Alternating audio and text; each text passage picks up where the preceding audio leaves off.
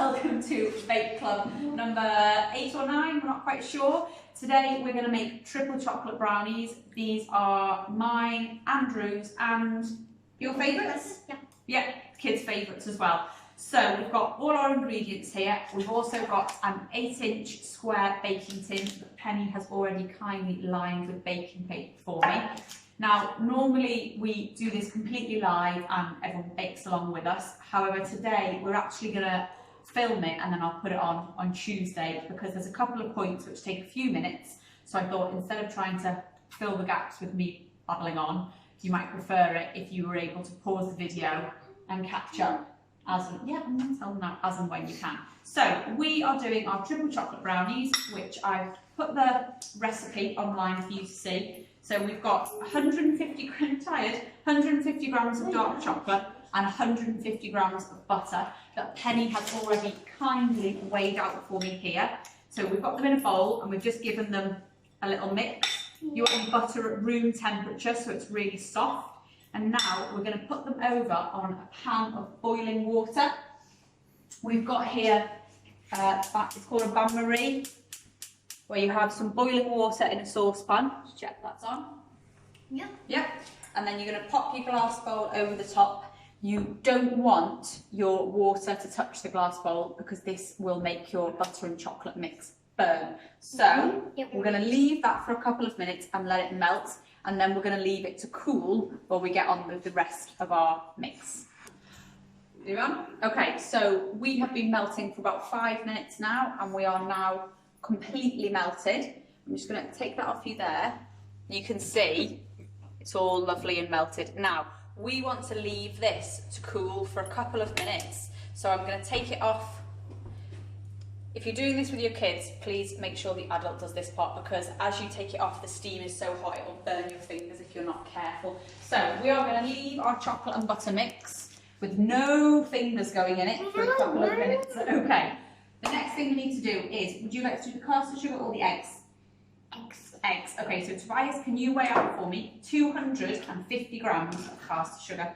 There's a spoon. Do you want me to hold and you do it in? Or are you just going to go for it? Okay, so 250, what's your numbers? It's a waterfall of sugar. Where are you up to? It does look a bit like that, doesn't it? 180. That's the one there. Wait, is there a dot?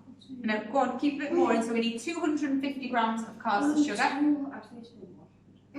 So, whoop, hold on, we've got a little bit high there, so we keep that there. Let me put a little bit back in. You're perfect for this time. So, that's 265. There we go, 250 grams of castor sugar. And then you want to crack 3 eggs straight in. Just twice always get it right, but this time I just know sugar that you put up. Okay, so Penny's going to crack our 3 eggs in. Penny, what do you do after you've handled raw egg? Well, you wash your hands always, because always, once you touch something, always wash your hands. Very good. And I should say as well, we've got our oven preheated to 170. Well, now this one, Tobias had a little faux pas with it before, it's already got a little crack in it. So I think you can just pull that one apart. Woo! There we go. Dribble. So we've got our eggs in there now and we want to whisk these up till they're really nice and light and fluffy. Do you want to go and wash your hands? So we're going to pop them into our KitchenAid. Tobias, can you lift that up for me so it's not this side, that side? Okay, and back down again. Yep. Oh, okay, now go up to about number... Yeah, go up to about number 4. Okay, so we've got this whisking. We want to get a nice bit of air in it. Because we're not creaming butter and sugar together like we traditionally would for cakes and some brownies, we're actually putting hot mixture straight into it. We want to create a bit of air now, so we're going to whip those up, beat them together, and then it just looks a bit mushy, and then we're going to sift in some plain flour and cocoa powder after we put in our chocolate and butter mix. So how's that looking? Do you think it needs a little breakdown? No?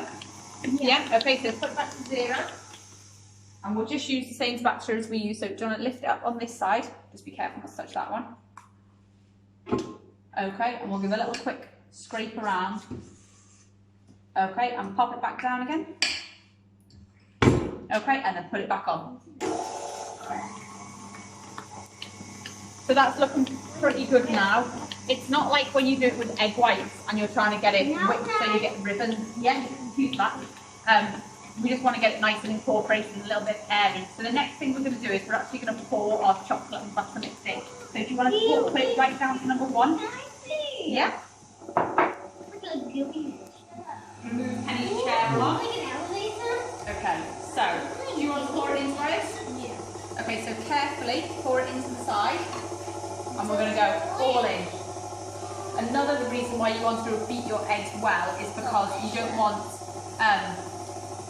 want this to be too hot because you don't want it to cook your eggs. You just need it to mix. So that's why you leave this to cool down for a couple of minutes and give your eggs a good whipping up first.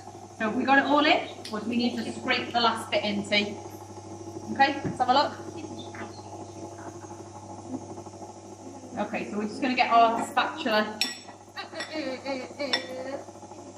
Now there is a lot of chocolate in this mix. So what else could you use that you think that we've just had maybe from an Easter bunny that could use in this mix? White chocolate, but what did we get from the Easter bunny?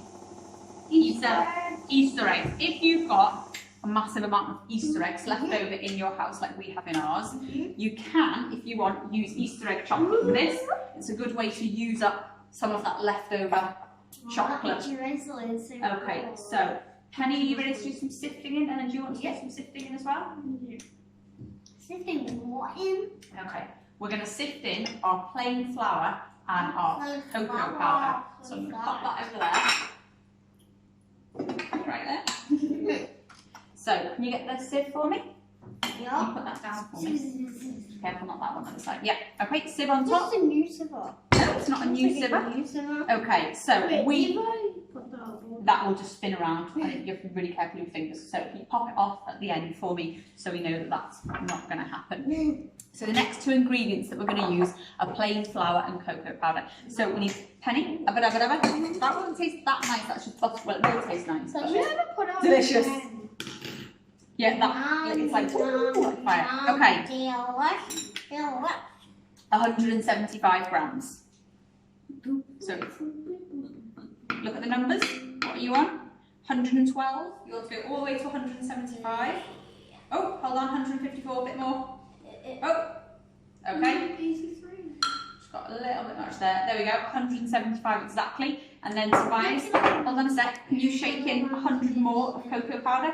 You want quite a lot of cocoa powder in this because you want it to be a really nice chocolatey mix. Go on, add in, so we go up to 2, and so you need 100 grams, so we need to go up to 275. So, if you want a really nice dark chocolate mixture, you need to add more cocoa powder, so a bit more than that, we're going up to 270. Okay, a bit more? This is pretty much quite a chocolatey mix. It's a very chocolatey mix. There's a little bit more, just a little bit. A little bit more. Okay. Okay, and then just let down that, because that's got someone there. Okay. Now, Penny, can you carefully sift that in for me? You're going to do some folding. So all this is going to go into our brownie mix. You can just give your sift a little shake as well. Yeah. Yeah. Hold on. You, Tobias, are going to fold this in for me. So I'm going to show you. You don't want to beat the life out of this. You just want to fold it. So you can either do a figure of 8, where you go around into a figure of 8, or you can pull it up and over and through the middle, up and over. Well, Tobias is going to do a little bit, then you can do a little bit. So do a little bit of folding. So hold the fold with one hand. I think you should do the folding. I should do the figure 8. Okay, well let's just see how, because Tobias is left-handed, so he might do his fold a little bit differently, mightn't he? What's the deal with over moving well, if you were to beat the life out of this now, you've just got some nice air in it because you beat it in the mixer, and if you beat it again, you'll take the air out of it because of all the dry ingredients that you've added, so you just want to keep it nice and light and fold it in so it's just, hold on a second, so it's just incorporated. And the thing with the eggs, were they weighed out or were they just the same size? No, they were just the same size, they were 3 large eggs. Yeah. Okay, you want to give Penny a little go now, T? Okay, so Penny gets a little go. Now, whilst Penny is folding it in, Tobias, do you want to get, we've got 100 grams of white chocolate chips here and 100 grams of milk chocolate chips. We've already got the dark chocolate in the mix and we are doing triple chocolate brownies, so we need all chocolate incorporated. Okay, yeah, don't heat it too much. Now, Tobias, you get the milk. Penny, you get the white. I've just realised why it's called White's called triple chocolate. Okay. I'm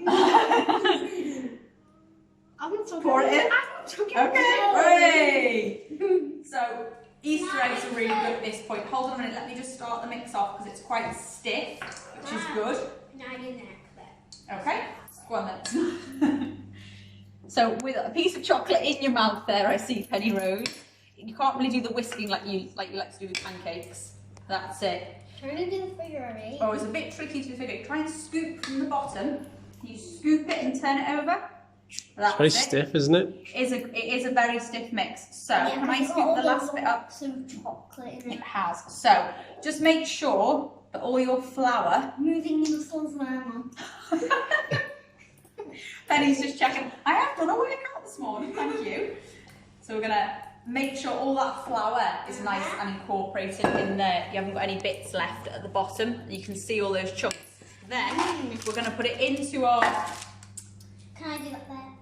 What size is this now? This is an 8-inch square tin. You're going to get that spoon, Penny, and get ready to smooth it. Wait a minute, let me get it all in. And those white bits, they aren't flour, they're chunks. No, those white bits are white chocolate chunks. Yeah. So this is a very rich, gooey mix. This one I get sick of it. Well, if you ate the whole thing all at once, you probably would be sick, but a little bit at a time. So you don't put any rising agent in this? Raising agent.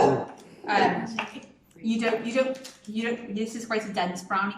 If you bake brownies and when you take them out, they're dry all the way through, you're going to have quite a dry brownie. You want them to be quite moist and gooey. So you might have it when you put a skewer in, it might come out clean around the edge, but in the middle, it should still be that fudgy brownie consistency. Oh, sorry.